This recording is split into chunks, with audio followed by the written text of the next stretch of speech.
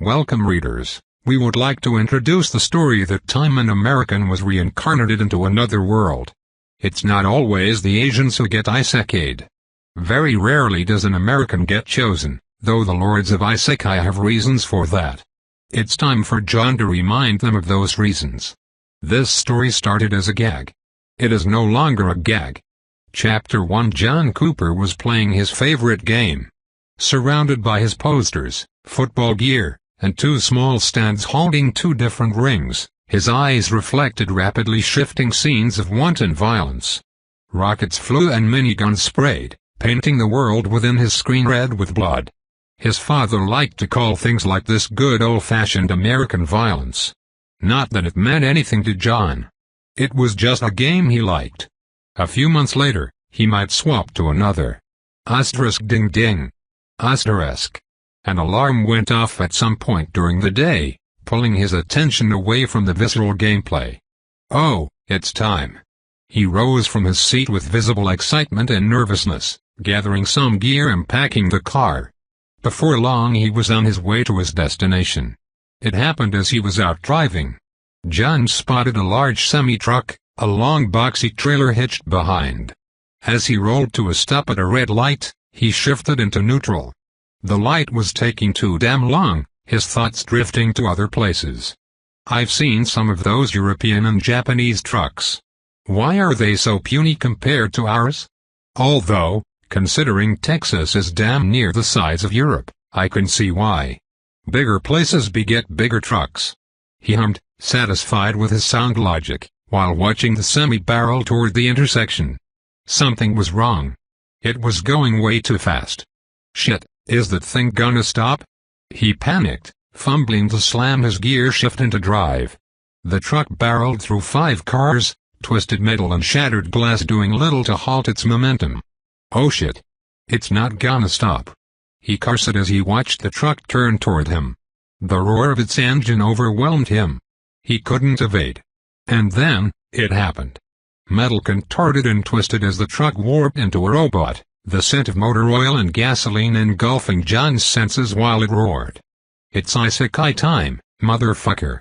John watched as the semi-truck robot jumped high into the air and went into a diving elbow drop, as if it were some kind of pro wrestler. He sat there baffled. What the fuck? 100 tons of metal crushed him and everything went dark. Chapter 2. Gah! I couldn't help but scream as I leapt from the floor, fully expecting a mangled block of flesh to be all that was left of my body. A quick self-assessment determined my body was perfectly fine despite my mind thinking otherwise. My breathing was rough as I looked around. The longer I looked, the more I found my new surroundings to be both soothing and unsettling. Rolling grasslands sprawled as far as my eye could see. It was a bright sunny day with a cool calming breeze. But I still didn't know where I was.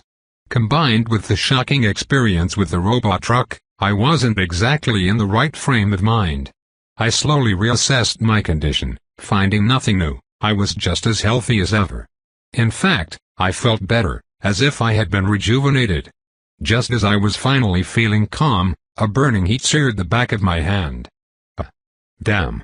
I clutched my wrist and saw a ring of 13 stars, still raw around the edges, tattooed into the back of my right hand. Huh? These stars, they are kind of like the Betsy Ross flag. I guess it's not the worst tattoo to get, but damn did that hurt. I rubbed the ring of stars. The previously piercing pain had faded to a dull throbbing. But this still doesn't help me.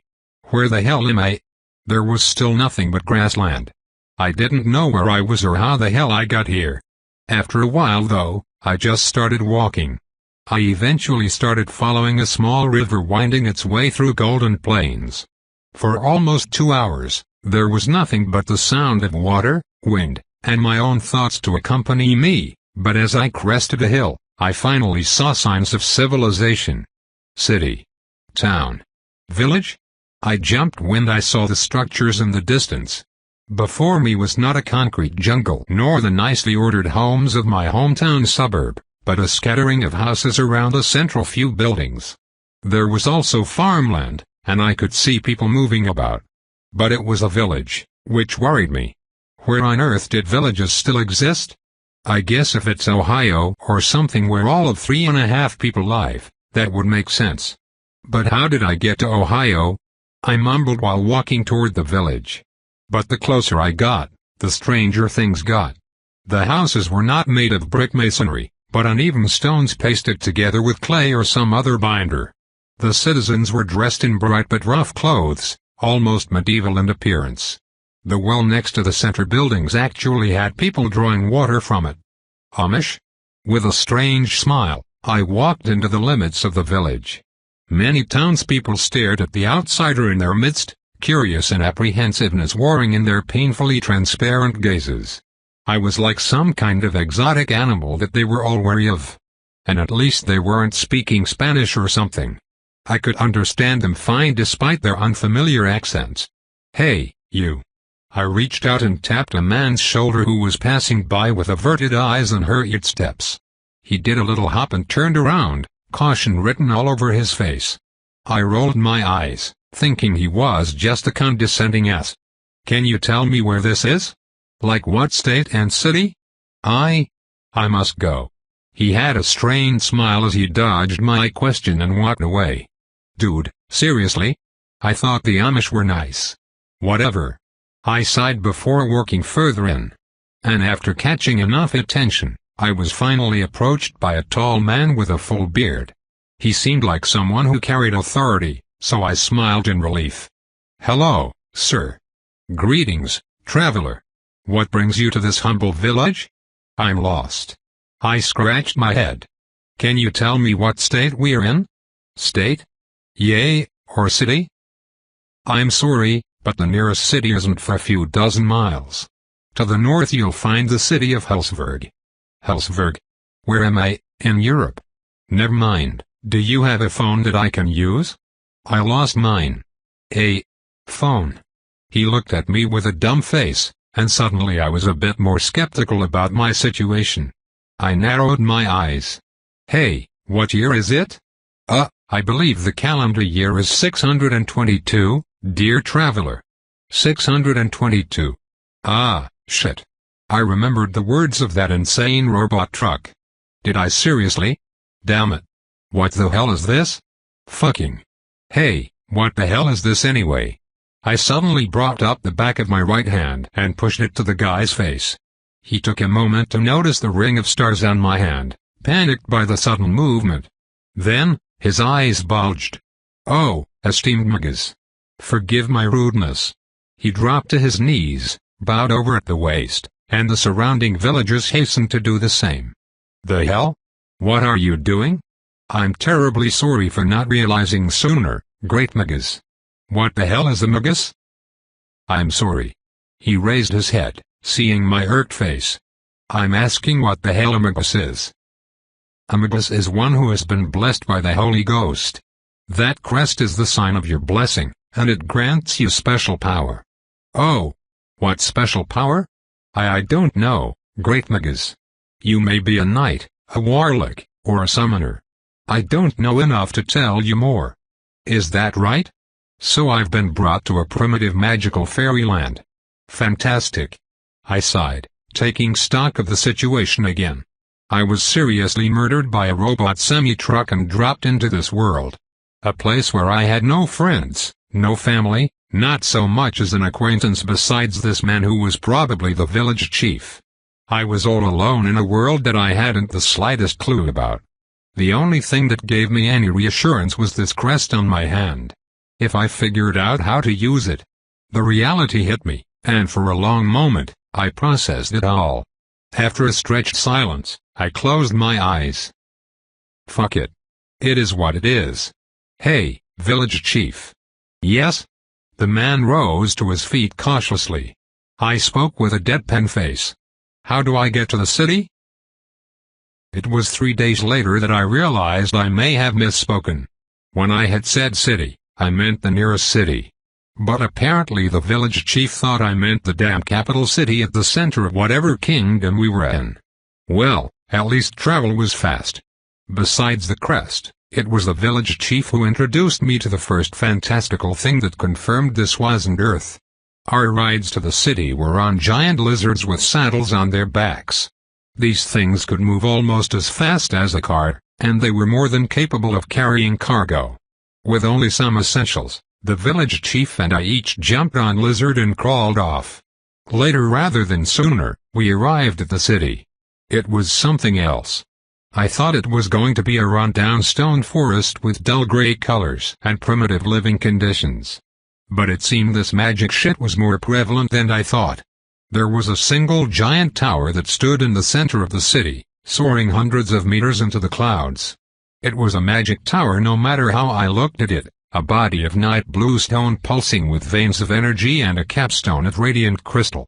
A sprawling palace complex of marble and gold, flanked by smaller but still impressive towers, covered another large portion of the city, its shining splendor illuminating even the furthest slums. That was probably where the kingdom's royalty resided.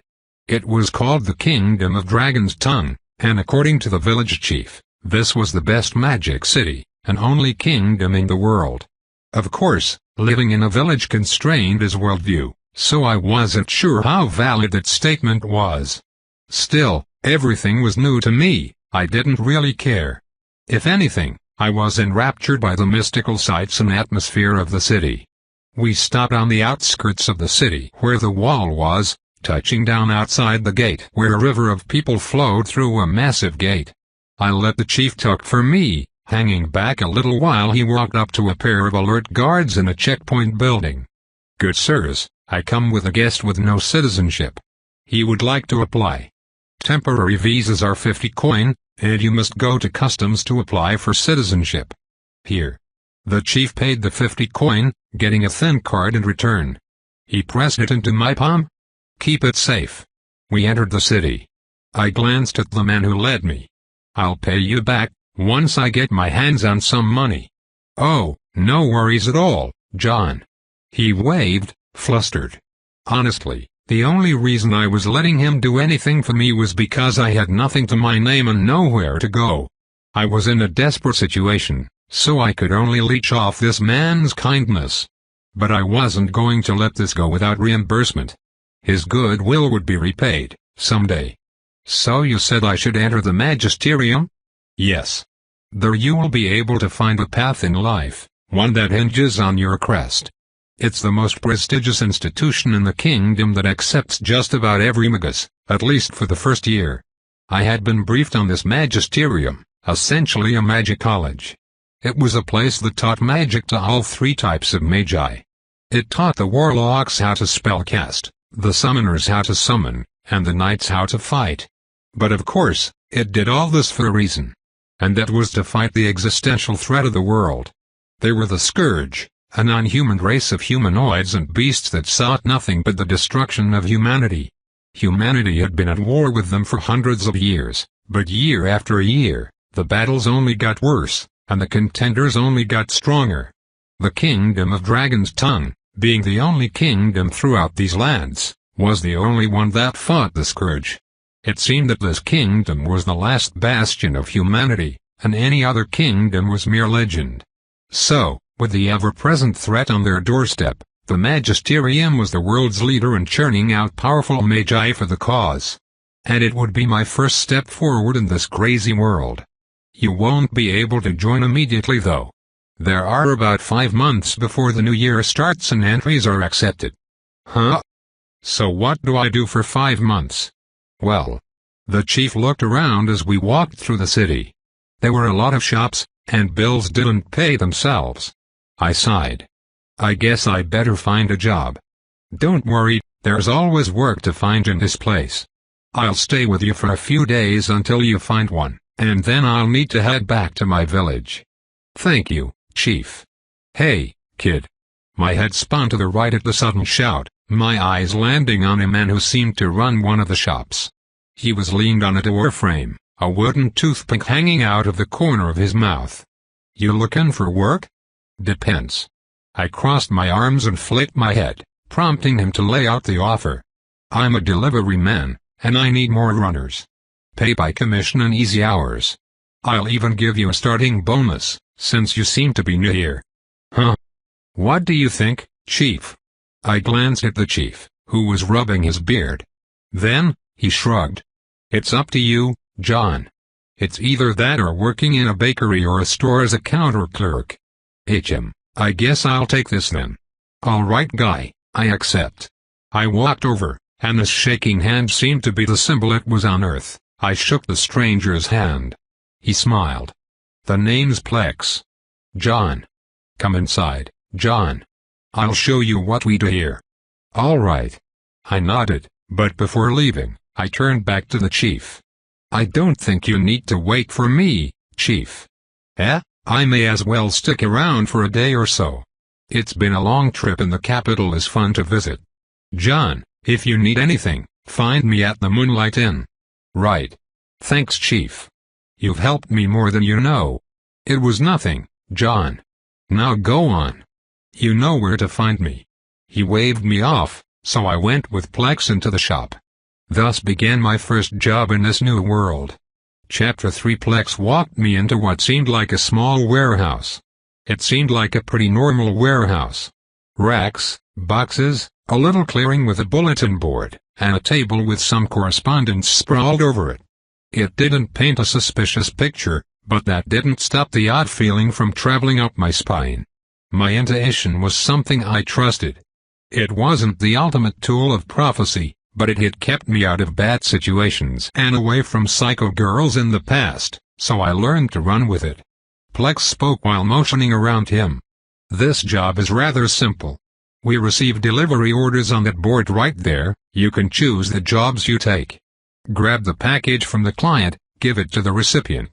Collect the designated payment and run it back to the client. And we obviously earn a portion of that money. Yay, those words definitely didn't reassure the suspicion cramming itself down my throat right now. Was this drug running? Well, only if the products were drugs. Running would be a better descriptor, and would probably also be what I would be doing if it weren't for my empty wallet. Any questions? What if the customer doesn't want to pay? I asked that question wholly aware of what the answer would be. Plex's face twisted into what could be called a smile, if not for the completely wrong emotion behind his eyes. Well, those customers only need a bit of persuasion, that's all. They all cough it up at the end of the day. I won't toss you into the wild to fend for yourself though. You'll shadow me on the first few, just to get an idea. Fuck it, why not? Might as well try something new. Ha ha, that's the spirit. But first. He looked me up and down. Let's get you a new set of clothes. I don't know where you came from, but those clothes aren't very normal. I chuckled and glanced down again. I had been wearing a t-shirt and sweats when I died, clothing that definitely didn't exist here. And although the colors were only white and gray, their sterile uniformity still stood out. I definitely wouldn't be so great at running whatever in clothes so unique, so I accepted Plex's offer and went to a nearby shop. It seemed like suit-like attire was common in this world. At least, in the cities of this world. Standard dress was pants, long sleeves, a vest, and some hard leather shoes. Thankfully this world's fashion industry was developed, so I wasn't uncomfortable wearing anything. And I looked decent. Slick, even. I definitely blended with the rest of the populace now. The only thing I wasn't so accustomed to was the pair of gloves that Plex insisted I wore. They were fingerless leather gloves apparently meant to cover my crest. I understood that my crest might not necessarily be something to show off easily, so I agreed and mentally took note to wear them every day from now on. Besides that, I kept my old clothes with me. They were the only memento of Earth that I had now. And after our shopping trip, Plex went and pulled a job off the wall for us. The most challenging thing for you will be learning the layout of the city. You have to know where to go if you want to deliver things. And these jobs need to be completed in a timely manner. We don't like to keep our clients waiting, especially if it's a rush order. Alright. So how should I go about learning? Simple. Through experience. Don't worry, you'll pick everything up over time, so long as you stick with the job. Well, I only have 5 months before I plan to enter the magisterium. So until then, I'll do my best. Sketchy or not, I had seen what the various jobs on the wall paid, and it seemed like good money. I could earn hundreds of coin per job, and I could complete quite a number in a single day. Of course, if things really did get dangerous, then I planned to leave. I wasn't gonna get caught up in some underground war after getting on the bad side of a mob boss. And I had a feeling such a thing was very possible. Alright, go ahead and grab the package. We'll start our first job now. Plex handed me the job paper, and I looked at the package identifier on it. In another part of the warehouse was a series of shelves, each one with various boxes and containers. Some were medium-sized, and others were small enough to be held in a hand. I found the box I needed, a medium-sized wooden crate that needed both arms to carry. After I grabbed it, we both left the warehouse and made our way down the streets. As we walked, I observed my surroundings. Most of the buildings were at least 3 stories tall. The streets were wide, the alleys narrow and dark, and as it was getting to be evening, light posts started glowing with radiance.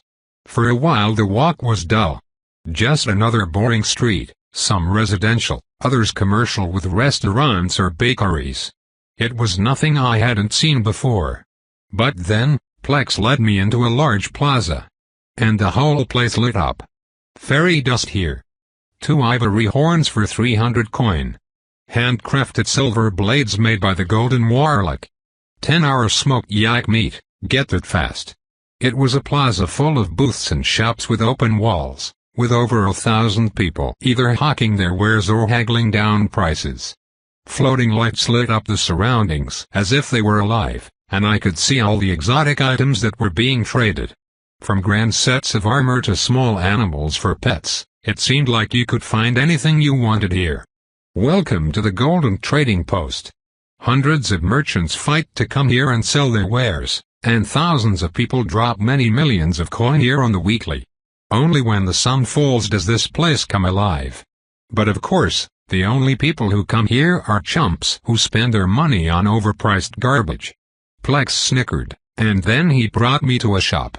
It seemed just as busy as all the others, selling all kinds of savory food that made my mouth water. But we didn't come here for food. Instead, upon entering, the shopkeeper saw Plex and beamed with a wide smile. Plex. I haven't seen you in a while. I thought you had quit the business. Huh, like that'll ever happen. I was just looking for an apprentice to help me, and I found John here. He pat my shoulder, and the shopkeeper looked me over. Back on Earth, I played college sports and was in the prime of my life.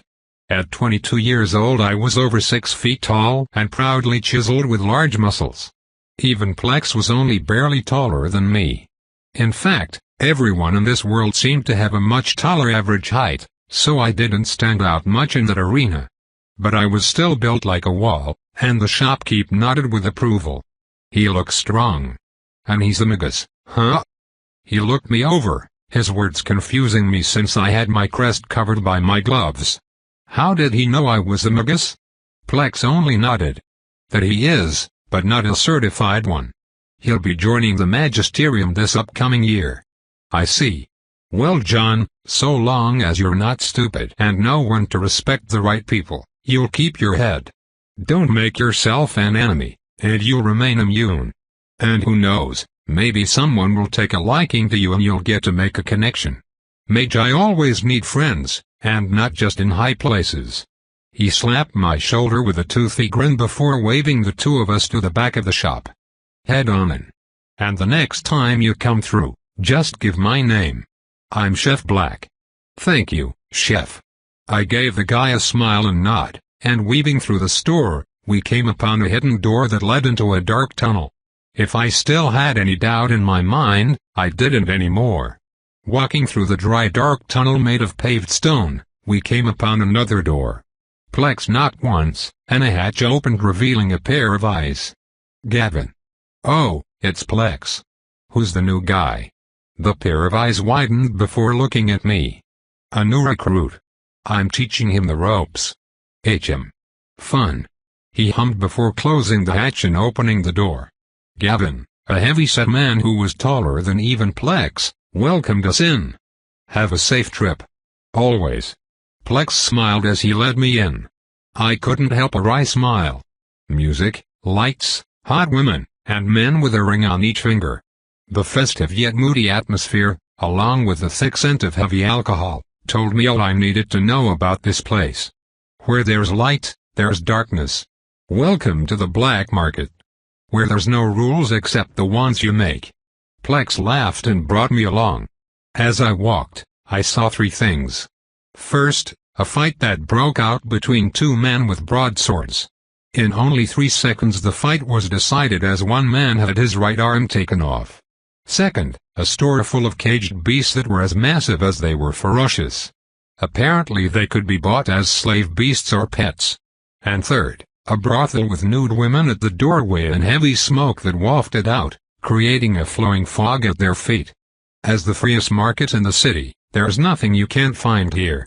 They have everything from slaves to the hardest drugs. They also have the best and most powerful gear Amigos can buy. You'll do good to remember that in the future. The kingdom allows all this? I was quite shocked by it all. Sure, I knew that these places existed, but on Earth, it all existed online, or behind closed doors that nobody knew existed. But here, it was basically out in the open. I could see the night sky above. We seemed to be within an area that was enclosed by the backs of buildings around it. Plex laughed. Allow it? Sure, on paper they abhor this kind of stuff. But there's 2 reasons that nobody touches the black market. 1, because every powerful Amigos has a hand in this dark place. And 2. His voice fell. Because the last person to try and destroy this place was murdered in his sleep. You don't fuck with the black market. Yay? I sighed. This new job of mine was turning out to be interesting. We're here. After walking through many alleyways, we finally approached our destination. Since the box you're carrying is a light package, it was dropped at our delivery center. These jobs are easier since you just need to take them straight to the recipient instead of grabbing the package from the client. Still, we'll need to collect the money, and those who receive light packages that aren't worth much tend to enjoy giving us a hard time. Let's see if this one is one of those people. Plex smiled before knocking on the door to a dark building. Who is it? The door opened, revealing a really skinny girl who looked malnourished. Smoke also bellowed out of the doorway, giving off an incredibly strong odor that made me frown. We have a delivery. For Mr. Hallie. Oh. Hey, Hallie. The moonshine is here. Finally. The girl yelled, prompting another man to come to the door.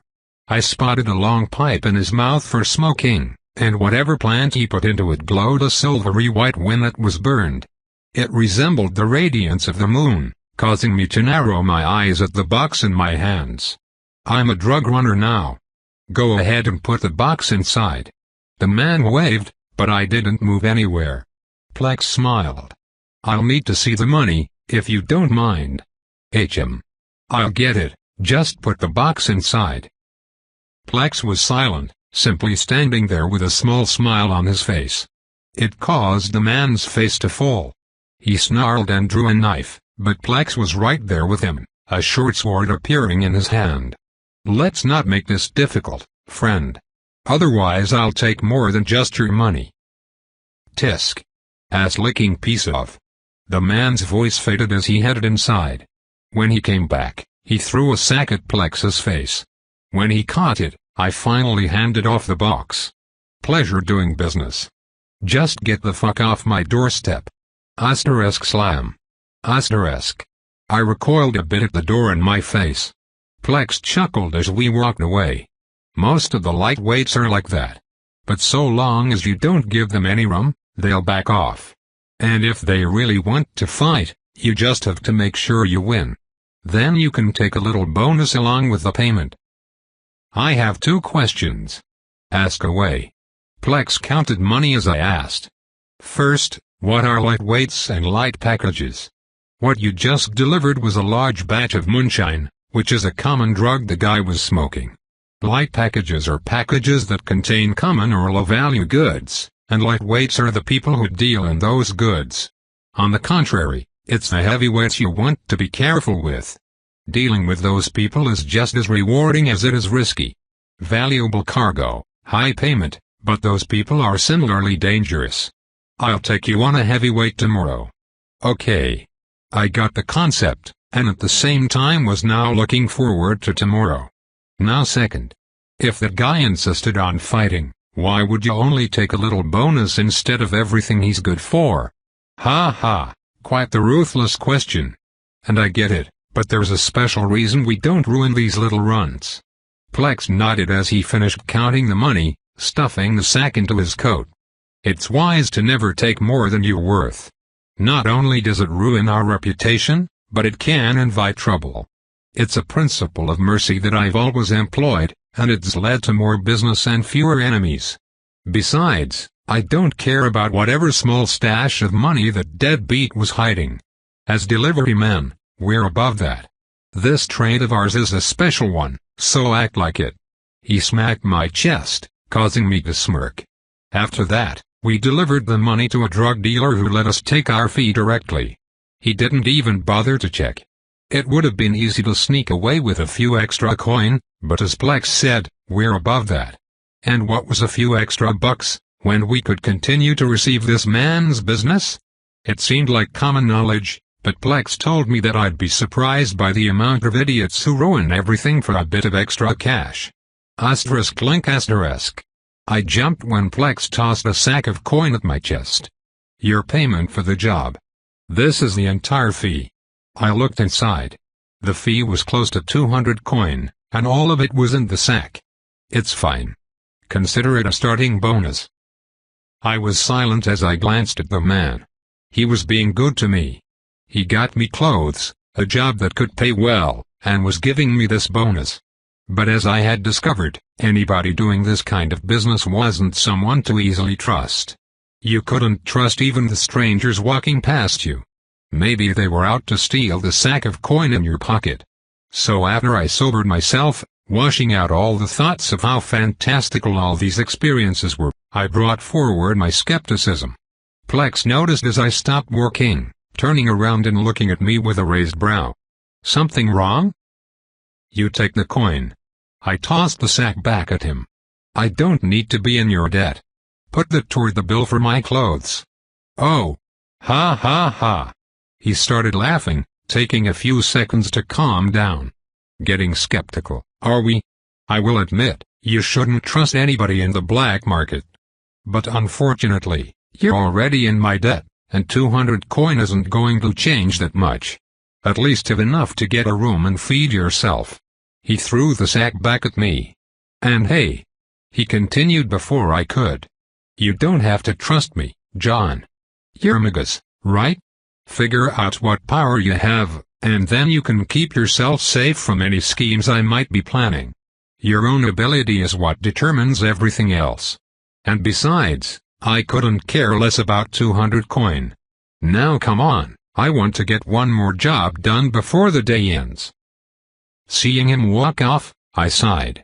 And I followed, deciding that I would work on whatever my magic was when I got the chance. Chapter 4. After another job, I learned that I would be working in the night as a delivery man. The black market operated at all hours of the day, but only at night did the true doors of darkness open. Basically, we delivery men weren't supposed to operate during the day. The daytime was when we received orders, and when night came, we fulfilled them. So my sleep schedule needed to be flipped, which wasn't too difficult of a change. When the second job of my first night was completed, I went to a hotel that Plex recommended me. I paid for 3 days, which cost 30 coin, and fell asleep as soon as I hit the crappy bed. Since I finished the second job only an hour before the sun came up, I didn't wake up until well beyond noon. I didn't have a clock, but jobs couldn't start until sunset, which was in another few hours.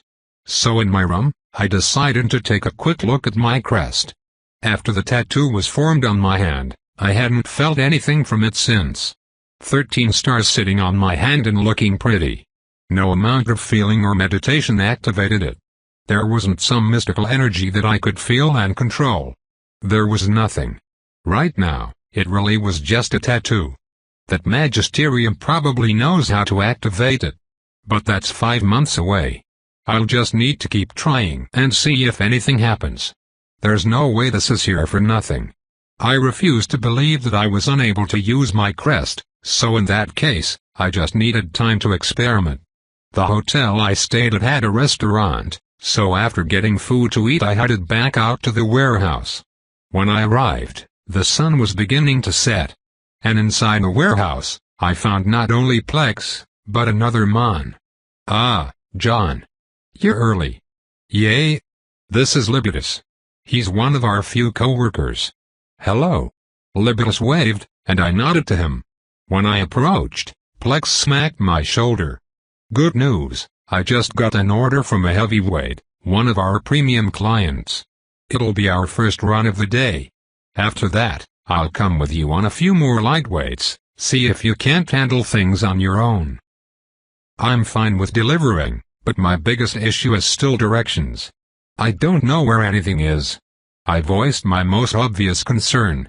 I couldn't learn the layout of the black market or the city in only 2 days. Plex smiled.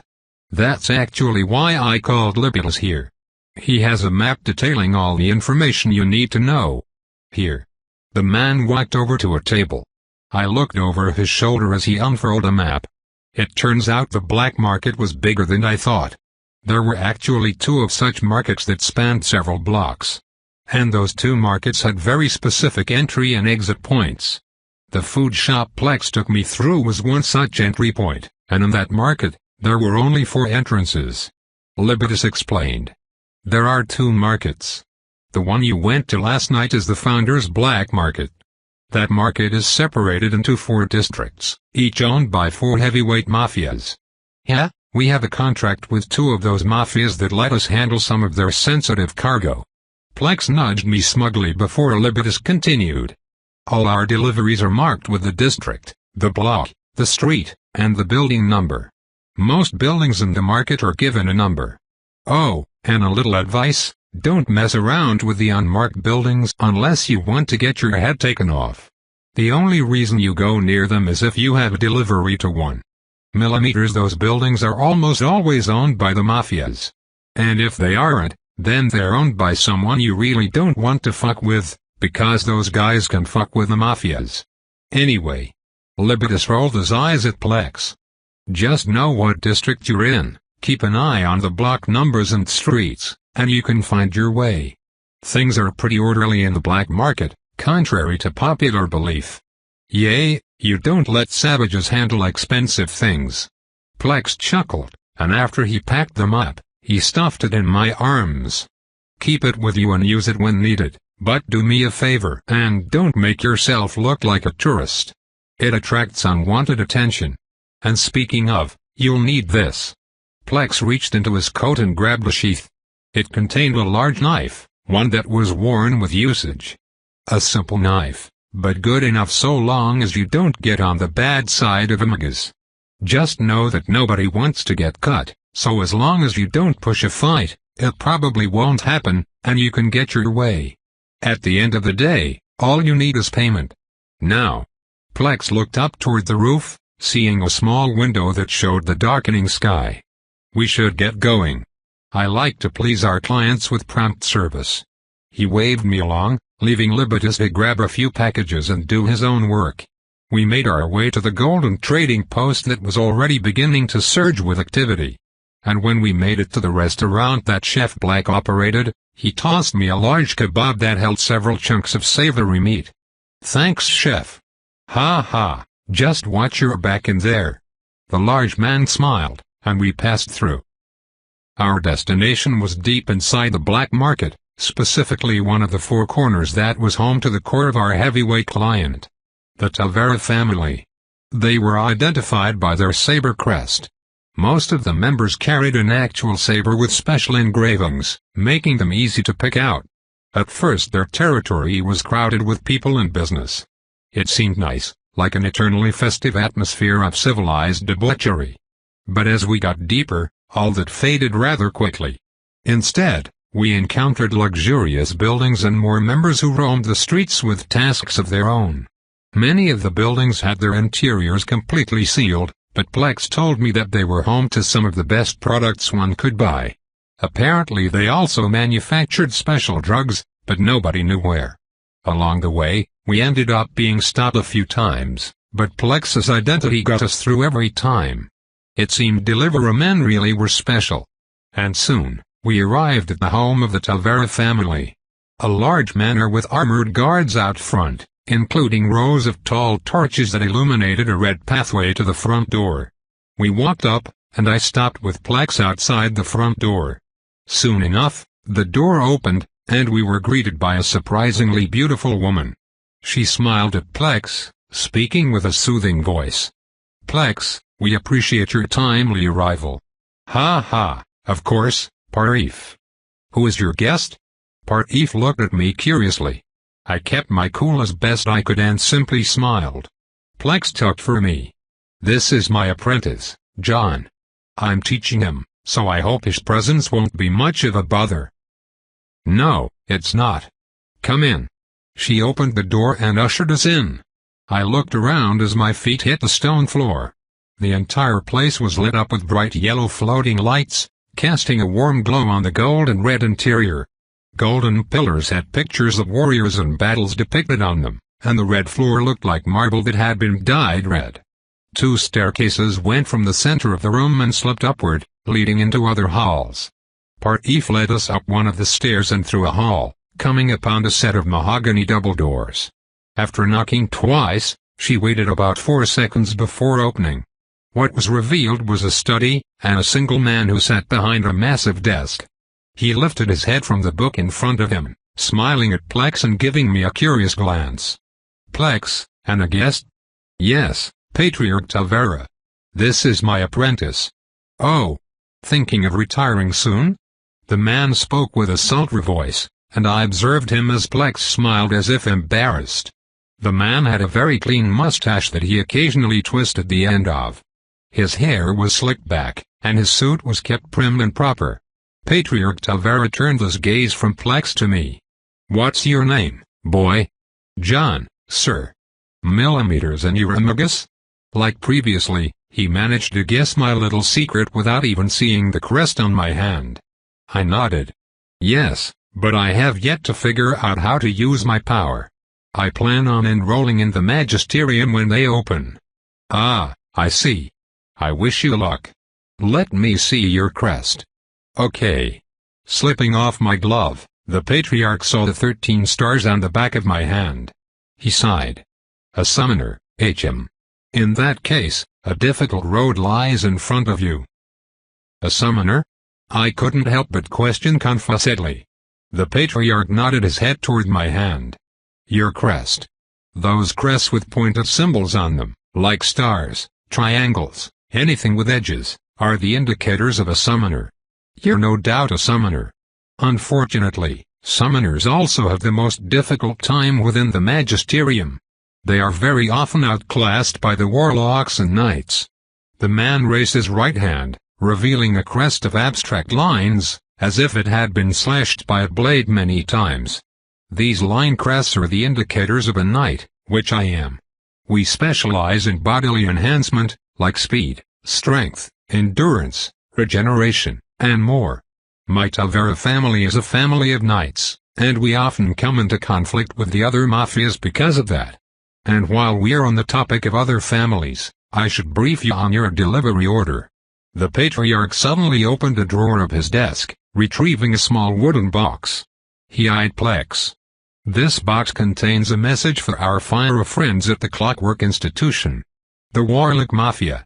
Millimeters." He placed the box on the edge of the desk. "Take it to them at this arranged meeting spot, and report back here when all is said and done." "Understood. We'll be back before morning comes." "Good. And take this deposit too." Plex grabbed the box, a small slip of paper, and a bag of coin. With that, he stowed them and bowed. As we turned to leave, he spoke once more. "Oh, and John."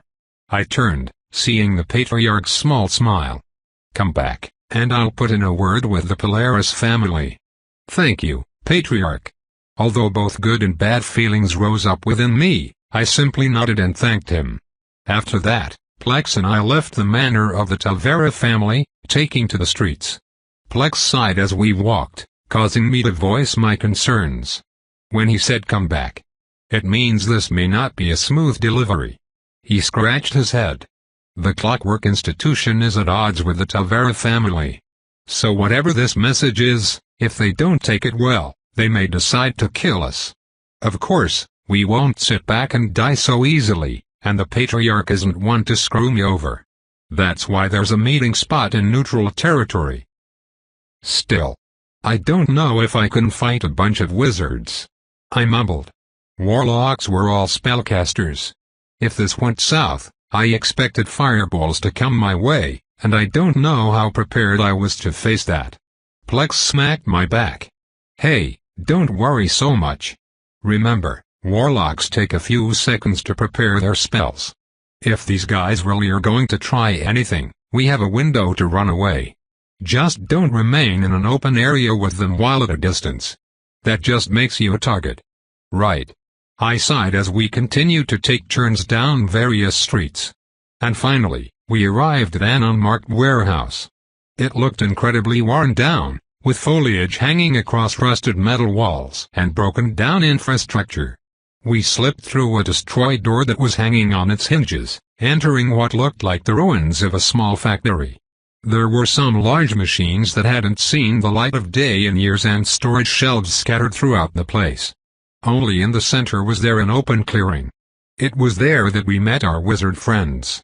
3 of them, all draped in robes, not bothering to hide the symbol of what I assumed was the Clockwork Institution on their chests. Their symbol was that of gears and interconnected circuits, looking like a complex machine. And each of our contacts were carrying themselves with confidence, not likely to be mere goons of the institution. Plex greeted them with friendliness, as was standard in this line of business. Hello, my friends from the, where's the message? He was interrupted by the warlock in the middle, the one who seemed to be the leader with slightly more luxurious robes than the other 2. Plex continued to smile while retrieving the wooden box. He handed it off to the one on the right, who opened it before handing it to the leader. The leader looked into the box for a long while, his expression not changing in any way. Instead, he slowly brought out what was inside. A finger, with a ring around its severed base. It had long dried, and the sight caused my face to scrunch. Do you know what this is? Sorry sirs, but we are just the messengers. The details and context of the product delivered are not our concern. They should be. The leader muttered, his tone falling, and his words causing me to go on guard. Even Plex lost a bit of his friendliness as he asked. Sirs, the head of the Tavera family would like a response. Ah, geez. Plex sighed, turning to me with a wry smile. Sorry kid, maybe I should have left you. Let's do our best, okay? Okay? My heart sunk as I cautiously responded. And before I was able to react, I saw Plex's leg swing out, his foot crashing into my chest with insane force. My body was suspended in the air. As I felt the air rush out of my lungs, I could see a flash of light from the direction of the warlocks. Fireballs, just as I had worried about. They crashed in the place where I was. With Plex's kick I was safe, my body landing in the midst of storage shelves. Plex also disappeared. Adrenaline shot through my body as I heard the explosion. Not long after, I heard Plex's voice echo amongst the ruined factory. Get going, kid. And don't stop for anything. I grunted while struggling to breathe. Still, knowing how dangerous things had turned, I crawled to my feet and headed deeper into the ruins. Get them. Their corpses will be our response to the piece of shit at Tavera. I heard the leader's voice reverberate. And not long after, I saw a light flash through the shelf I was behind. I threw my body, barely avoiding the explosion that toppled the shelf and sent debris flying behind me. We got this one, sir. Fine. I'll get the other slippery bastard. Shit. I heard those words while scrambling in another direction, cursing inwardly at my luck. It seemed I would need to run away from 2 wizards. My lungs were still desperately heaving for air as I ran between all the shelves and machines that served as obstacles. I took my time, and only occasionally did a fireball come hurtling in my direction. Every time it happened I was forced to jump out of the way, and a few times I was still hit by debris, my body becoming a bit battered. It only served to wake me up though. With the help of adrenaline, I felt myself become hyper-aware, every sound and color being used to indicate where the two wizards were. However, I was only able to tell where one of them was, and that's because he was the one launching the fireballs. The second one though. Walking amidst the storage shelves, there was a long period of silence. I kept my steps as quiet as possible, my breathing light despite how tired I already was. But then, I turned a corner, and I saw a figure. My heart jumped, another surge of adrenaline overcoming me as I saw the robed man wave his hand. Colors bloomed as white lines were drawn in the air before him. His fingers traced the air, creating circuits that traveled between gears which manifested in cyclical formations. It looked like the symbol of the Clockwork Institution. Gears, circuits, symbols, all of them coming together in what I only assumed was a spell. And it only took a few seconds before I saw the air distort. In the corner of my eye as well, I could see another flash of light, the sign of another fireball. My avenues were cut off. One in front, one behind. Those few seconds felt so long, but right as the spell of the warlock in front of me flashed, my shirt was suddenly yanked, my body being pulled to the side. I watched as I was pulled through the brittle metal wall of the warehouse, fragments scraping my clothes and skin. Then, I was stopped on the street. I heard Plex's voice. "Start running. That one's an air specialist. Use the buildings to your advantage." Okay. There were many things I wanted to say, and several questions I wanted to ask. But right now, there was no time to lose. Turning in another direction, I took off into some dark alleyways. At the same time, I could hear explosions not far from me, but ones that sounded different from the fireballs. They were also more rapid. It was the leader, no doubt. Plex couldn't be having an easy time if even he was hurried. Thankfully it seemed he was also a competent magus, so he had some power. Not so fortunate for me though. Sure I was a magus, but I had no idea how to use my power. I could only run. The two wizards on my tail gave chase. It seemed like they were fast too, because even with my recovering speed, I couldn't seem to shake them off. I took turn after turn, and no matter where I went, my surroundings were nothing but dark buildings and creepy alleyways. The people were scarce too, and when I came running, they often shrunk to the side, especially when they saw my pursuers. No open areas. No distance. I repeated these things in my mind. I couldn't let these guys have enough time to launch a fireball my way, so I needed to constantly be twisting and turning. At the same time, I retrieved the knife Plex gave me. My stamina was draining and I couldn't keep running forever, especially since these guys seemed like they were in better shape than me. They were gaining, so my mind rapidly started forming ideas.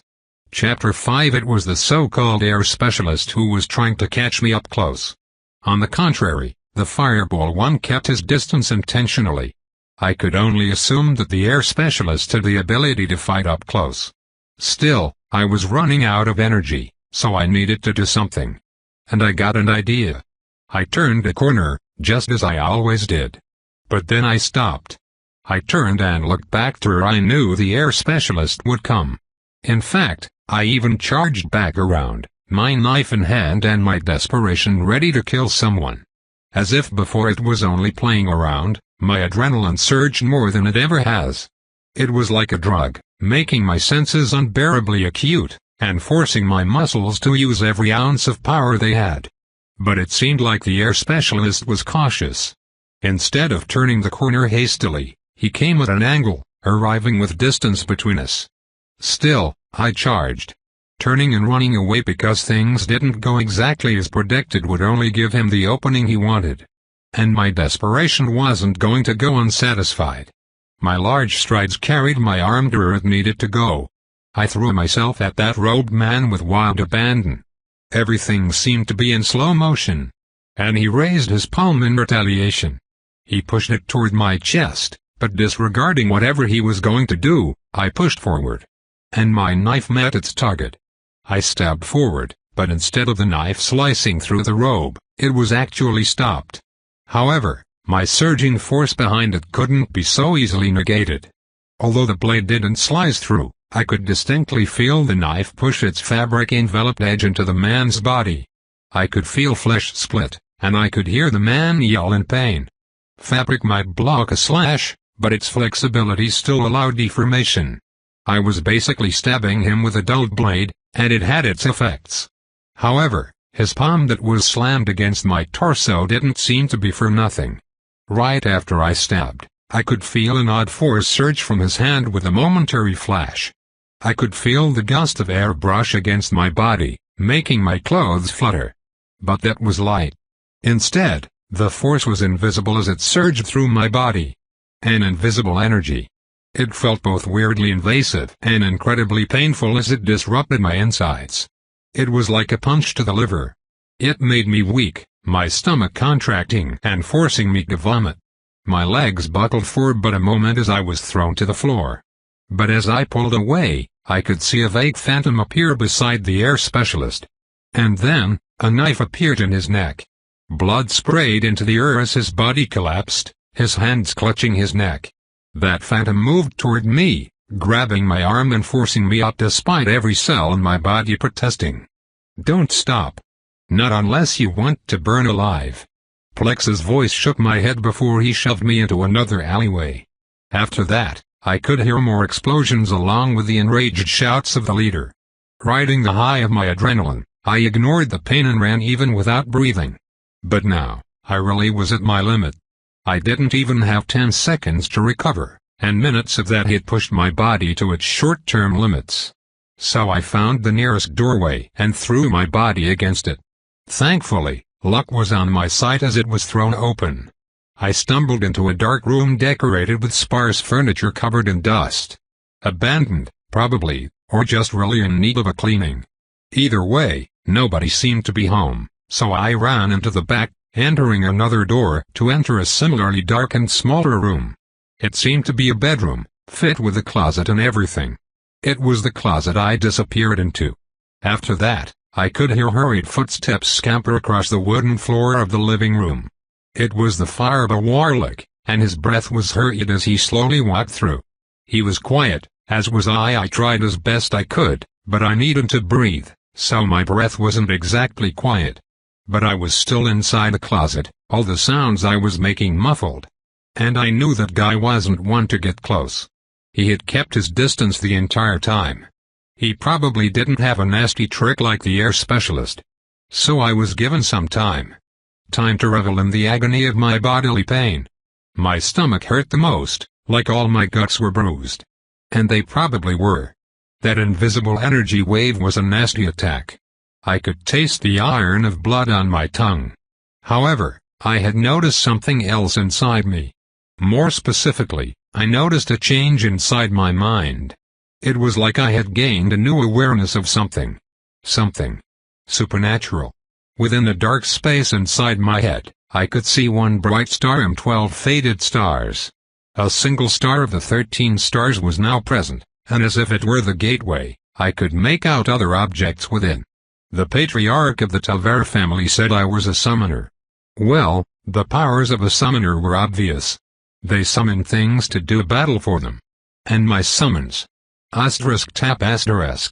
I could hear the footsteps of the fireball man make their way into the room I was in. As my breathing was hurried, he probably knew where I was. Sure enough, his steps stopped, and everything was silent. But then, through the gap underneath the door I was behind, I could see a flash. I raised my arms. *boom. A burst of fire crashed into the door, shattering the wood and blowing it down. There was dust and smoke that rose up as the fireball man approached the doorway. He looked inside, his face sure of himself. But then, click. I stood, facing him directly. And my arm was raised, my hand that held the flintlock pistol pointed straight for his face. I smiled through the agony of my body, even as blood spilled from my lips and tongues of fire burned my clothes. I don't think I've ever been so excited as I looked across the barrel of this primitive weapon. Tally-ho, bitch. Asterisk bang asterisk. The patriarch of the Tavera family looked down at me with a punchable smile. Thankfully they had a healer. It was an older gentleman who was a warlock and trained in the ways of healing, whatever that meant. All I knew was that I felt a lot better after he drugged me with some tasty red pills that melted in my mouth. They were kind of like candies. Plex, on the other hand, was perfectly fine. Figures, since his ability was apparently turning invisible. No wonder he was so good in this line of business. If he were by himself, he could just escape any confrontation. You did good, kid. To think you'd awaken your power right as you were cornered. You know, I think you're just right for this line of business. Isn't that right, Patriarch? Indeed. The ability to grow in the face of adversity is the greatest trait one can have. Yeah, your wisdom is spot on. What do you think, John? The payout for this job is big, and there will be more in the future. How about you come officially work with me? I was silent as I weakly raised my middle finger. It didn't seem like this insult translated to this world though, as Plex tilted his head. What's that? Something you can shove up your ass. Bah ha ha ha. The patriarch suddenly roared in laughter, smacking Plex's back. Plex, you've got a good one here. Take him to the Polaris family after he recovers. He's made it through this trial by fire, so I plan to make true on my promise. Sure thing, Patriarch. Plex nodded as the patriarch walked out. The two of us were left alone, me in the medical bed of the Tavera mansion. Plex narrowed his eyes at me. You get 20% of the pay. Deal. 10%, since you easily agreed. What? I jumped, and we argued until I was too tired to negotiate anything better than 17%. After that, I was finally allowed to rest, succumbing to incredible mental exhaustion. I was pretty sure the encounter only lasted an hour or so. After a night's rest at the Tavera mansion, I left the black market and headed back to my small hotel room. Of course, that wasn't without my cut of the pay from the heavyweight job. Just under 20% of the pay gave me about 3,400 coin. It was an enormous amount considering the other small jobs only gave a few hundred coin at most. Of course, this pay was earned at the risk of my life, but if I were Plex with his experience and abilities, I too would be having a heyday with these jobs. Earning huge amounts of money would be child's play. However, after my discovery in the face of death, I was thinking that I really might be able to carve out a spot for myself in this business. While on my bed, still recovering from my internal wounds, I lifted my hand and gazed at my crest. Then, I closed my eyes. In the dark space of my mind, I could see one star lighting the space. Around it were 12 other stars, all of them faded, obviously not yet unlocked. I concentrated on the first lit one, and my vision zoomed into the star. It was like the star was a portal to another dimension, one that contained an assortment of weapons and gear. One of them was the flintlock I had used last night. A primitive weapon, but still devastating against fleshy targets with its large lead bullet. It was only capable of one shot before it had to be reloaded, and thankfully, I only needed one shot to kill that fireball warlock. Otherwise I may as well have kissed my life goodbye. The point was though that I had just found out the use of my crest. I was indeed a summoner, but instead of summoning monsters or creatures to fight for me, I summoned guns. I couldn't think of a more American power than this. Conjuring the power of beautiful steel firearms to deliver hell upon my enemies. Or just to keep myself from getting robbed in the black market. Either way. In the first star, I could see primitive weapons like the flintlock, tomahawk, some knives, etc. and there were 12 more stars ahead, all of them faded, my mind unable to look into their dimensions. But I could guess what would lie ahead. Better weapons, better gear. With each star I would no doubt unlock better weaponry, though I didn't know just how good it would get. As for summoning those weapons, it wasn't as simple as pulling the weapon out of the dimension. In some way, the weapons were still mystical since the flintlock I pulled out was no longer with me. It had disappeared at some point not long after I used it. And now when I looked into the star with a bit of a clearer head than before, I could tell that there was a price on these weapons. A price that was paid with the invisible energy inside me. I was certain that the invisible wave of energy I was hit with last night had triggered something within me since now. I was also aware of a mystical energy inside my body. It was a simple ball of energy, located at the center of the 13 stars. It was small, lacking density like a faint fog. It was also red in color. This red ball of energy was faintly connected to the star. I knew that I could stream its energy into it, and with it, summon one of the weapons. Unfortunately, my energy wasn't great and the prices for these weapons seemed significant. Honestly, I wasn't sure how I had summoned the flintlock pistol. But I knew that there were many things that I didn't know about this magical system, so I decided to wait until I could learn more. Until then. Knock knock asterisk. Suddenly, I could hear taps on my door. They were gentle, but given the recent events, I still cautiously opened the door with my hand on the knife sheath. And the person I saw was familiar. Chief. Ha ha, it's good to see you, John. The chief smiled. I was very fond of this man from a rural village. Out of the kindness of his heart, he brought me to this city and set me up. Without him, I don't know what I would have done when I first came here. However, I had thought he left, which was why I was surprised he was here. Also, he shouldn't know where I was living as I had rented a room in a hotelplex recommended. The chief was all smiles as we clasped hands, but then he checked out my body. Along my face and my exposed arms were several large cuts and bruises that were healing. Goodness, John, what happened? Who hurt you?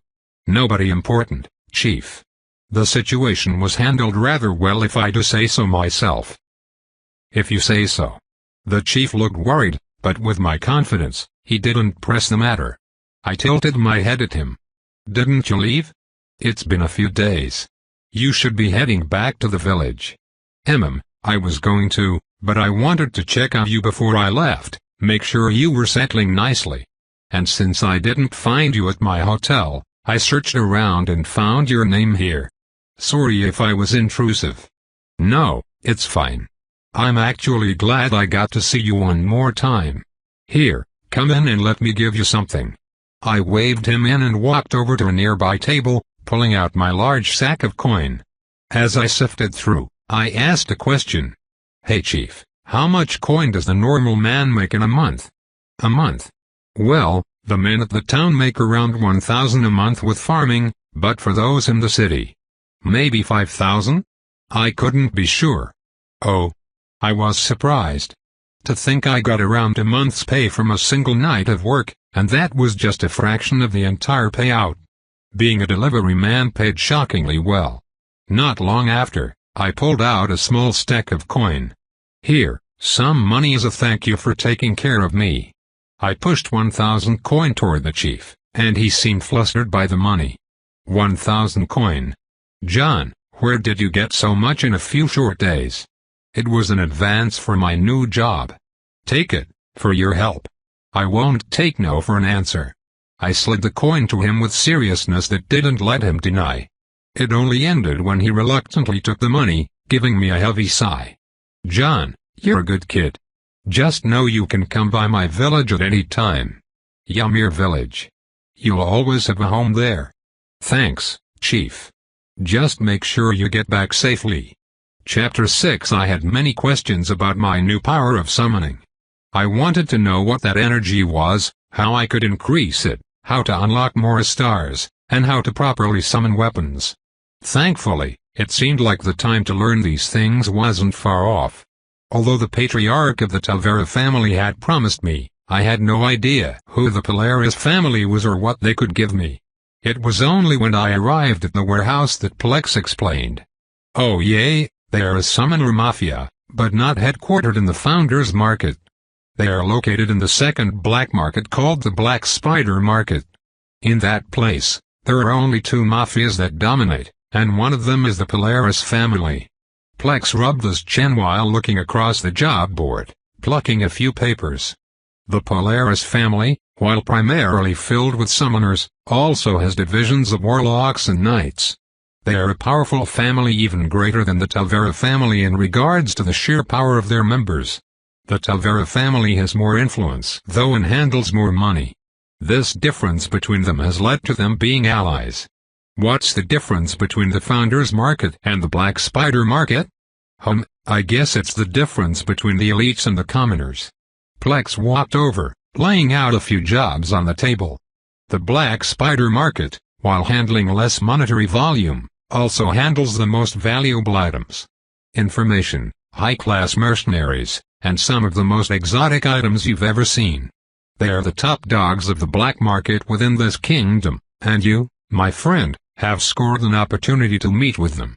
Specifically, a powerful summoner who's going to give you some advice. This opportunity is a huge one, so huge that I'm shocked you actually got it. Oh, that sounds useful. I brightened at his words. I was just thinking how I needed more information about my power. Now, I was going to meet an expert in the field. Truly a godsend opportunity. And all it took was almost dying in a fiery hell. Plex shook his head. You're lucky, John. I know I roped you into this dangerous job considering you're new to the city and all, but there are many who would kill to be in your position.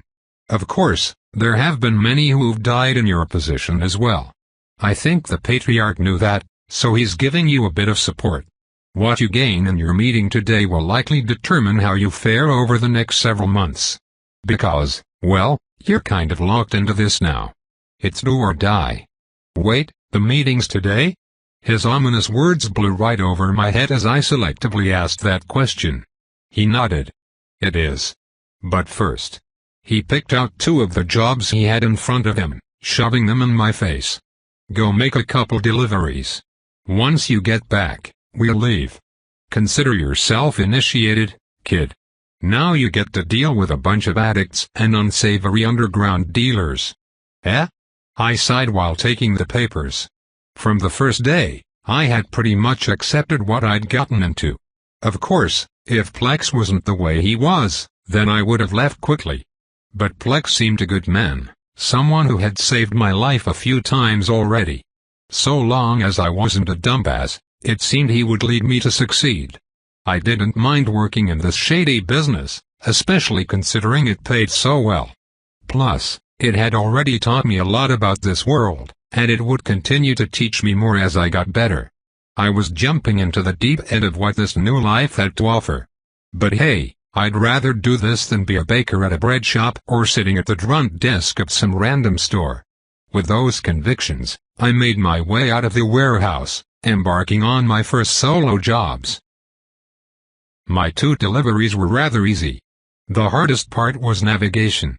I had to admit, it was embarrassing looking like a tourist with a map, so much of my time was spent wondering if I was going in the right general direction, only taking out my map a few times.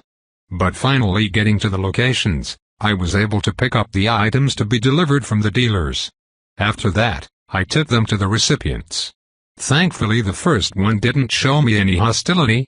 He seemed busy and gave me the money straight, so I simply took it back to the dealer. It was the second recipient though that gave me a hard time. But that's when my acting skills, what little I had, came into play. I mimicked Plex as best I could, keeping a confident and uncaring attitude, as if I wasn't afraid of a fight. Of course, I was, but they didn't need to know that. That combined with a friendly demand and a small brandish of my obviously used knife, and the guy's attitude flipped as he brought me the money. And after taking that to the last dealer, my jobs were done. It took almost 3 hours for just 2 jobs, which honestly wasn't that bad. The 2 jobs combined paid me 400 coin, which while nothing compared to the heavyweight delivery, was still really good pay. After all, monthly salaries on the low end were around 2,000 coin. I was already a fifth of the way there with 3 hours of work. Of course, things were more expensive in the city. I was still living in a hotel, had only 1 pair of normal clothing, and walked around with nothing to my name. Once I actually started buying things, I'm sure the expenses would add up. After all, everything was always more expensive in the cities. I'm sure normal monthly salaries here ranged around 5,000 coin, like what the chief told me. In that case, I had a lot more work to do. But first, I was going to learn about my power from a proper summoner. I was excited as I walked down the streets of the Founders Market. All the sights of risque women and colorful gambling dens were still exciting to me, even though I knew I would get used to it eventually. However, it was when I was approaching the exit that I heard my name.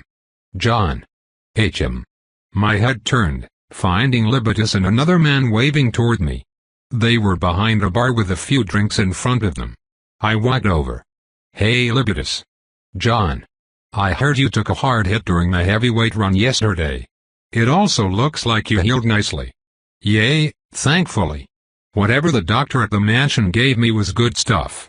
Although I'm sore, I don't have any problems working. Good. He nodded. Then, the man next to him smiled. Yeah, he really does look like a tourist. Well, right now, I know the black market better than the actual city. So forgive me.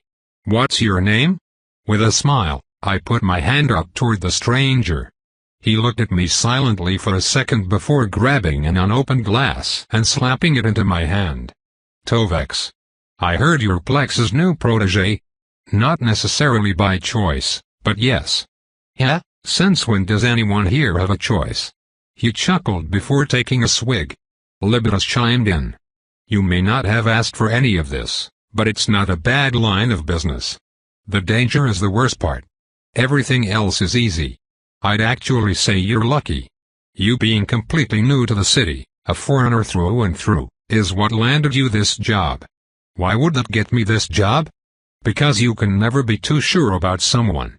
The mafias and the clans of the kingdom go to extreme lengths to plant spies and saboteurs in all industries. It's damn near impossible to find someone who has no biases toward any one banner. Neutrality in this place doesn't exist. Except for our business. Libitus sighed, but his words made me confused. You're saying that Plex has no biases? Not even toward the Tavera family who's his client? No, actually. Plex doesn't limit himself. He'll work for enemies if they hand over the money. People like the patriarch of the Tavera family are just those he's friends with. But when it comes to business, there are no loyalties in his eyes. And that's exactly what makes him so famous. That in his abilities. The man has never failed a job. No assassins nor the royal guard can stop him. And I'm supposed to be his protege? I suddenly had great doubts as to my position in all this. It seemed like Plex was a renowned man not just in his field of business, but in the entire kingdom. How was I supposed to be the man's apprentice? More than that, how could he possibly declare me so when I haven't shown any ability to handle what he does? Libitus sighed.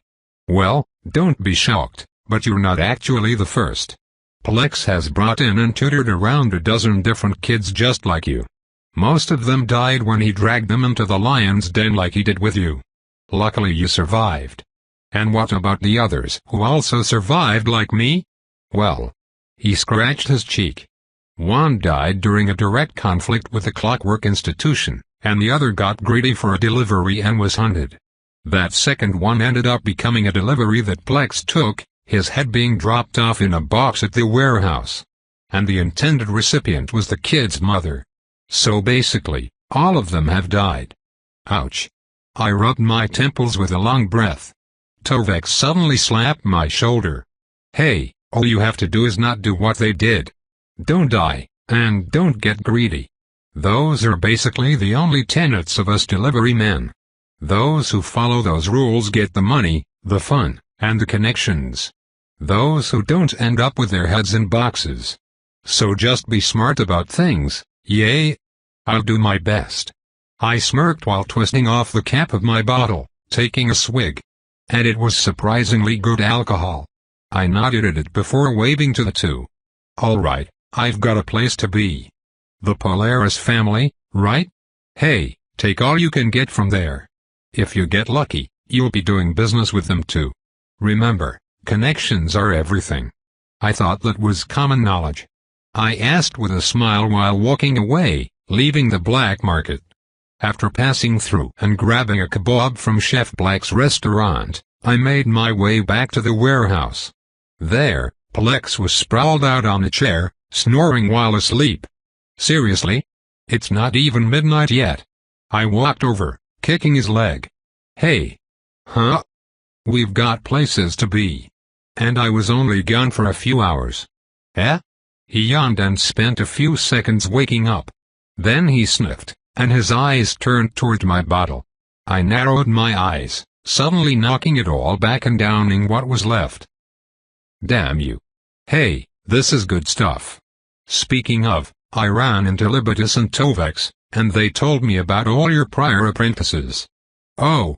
He sobered up a bit, leaning back into the seat. It's true. A lot of Yunjins have gotten killed attempting to survive in this line of work. Why, does that scare you? It doesn't make me happy. To think that if I hadn't discovered how to use my power, I would have died from a fireball. Sure, you saved me once, but you still put me into that position. So I can't say that my trust in your integrity hasn't warped significantly. But, well, I suppose I have my own assurances now. Got one taste of power and decided that you're invincible. I happen to have an apprentice like that. He's dead now. As if that fact were something to be proud of, Plex only smirked at me. And I could understand. I barely knew anything about these crests or the magic of this world. I was hardly a newborn baby in the field, and I was already confident in myself. That would be a bad thing, but only if I were anything but a summoner. Guns happened to be a great equalizer. Unless Plex had some strong magical armor underneath his clothes, or if his magic was as strong as steel, a single bullet from even a flintlock could kill him, let alone the weapons in my other stars. I mean, I killed that fire warlock with a single bullet. And he had far more experience than I did. Guns were great. But that was difficult to explain to Plex, so I didn't press the issue, just shaking my head at him. All I want from you is to not be thrown into certain death. I can be an apprentice or whatever the hell you've roped me into being. I want the money and experience. But don't go thinking you can throw my life away like all the other apprentices you've apparently had. Do that, and I might just take you out with me. Is that a threat? Plex stood from his seat, standing in front of me with a casual gaze of grizzled hostility. But I only tensed up, meeting him head-on. Yay, that was a threat. So if you leave me to die in a clusterfuck of wizards and fireballs, you better make sure I'm dead by the end of it. Otherwise I'm coming after you with some cold steel in my hand. After a moment of tense silence, Plex smiled and chuckled. Ha ha, you're a feisty one. Don't worry, John. If I wanted to kill you, I wouldn't be taking you to a place that'll make you stronger. So how about we quit the pissing contest and go take a trip, He smacked my shoulder and started walking out of the warehouse. Relaxing my body, I sighed and left with him, taking to the city streets. Tobe continued,